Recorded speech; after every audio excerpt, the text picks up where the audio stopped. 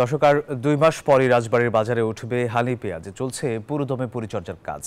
আর এই নিয়ে আরো বিস্তারিত জানাতে রাজবাড়ী থেকে সরাসরি যুক্ত হচ্ছেন সহকর্মী মিঠুন গোস্বামী। মিঠুন, হালি পেঁয়াজের দাম নিয়ে কৃষকের কোনো শঙ্কা আছে কিনা জানাবেন আমাদের। ধন্যবাদ। রাজবাড়ী কিন্তু কৃষিপ্রধান একটি জেলা। এই জেলার যে পেঁয়াজ চাষ হয় সেটি কিন্তু দেশের মোট চাহিদার প্রায় 1/3 পেঁয়াজই এই জেলা থেকে উৎপাদন হয়।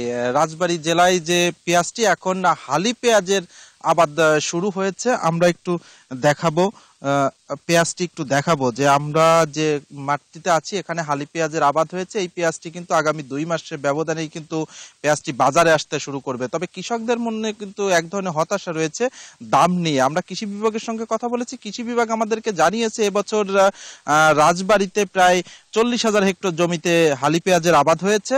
আর লক্ষ্যমাত্রা ধরা হয়েছে 50 লক্ষ মেট্রিক টন। না, এটি কিন্তু আরো ছাড়িয়ে যাবে তারা আমাদেরকে জানিয়েছে। কারণ তবে কৃষকরা বলছে যে মৌসুমের শুরুতে কিন্তু পেঁয়াজের যে বীজ সেটির দাম বেশি থাকার কারণে কিন্তু অনেকটাই বিপাকে ছিল কৃষকেরা।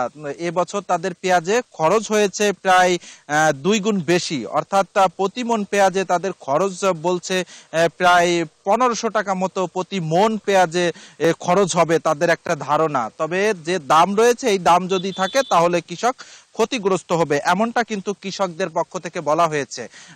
আর কৃষকরা বলছে যে যদি সরকার বাইরে থেকে পেঁয়াজ আমদানি না করে তাহলে হয়তো তাদের যে খরচ সেই খরচটি পোষাতে পারে।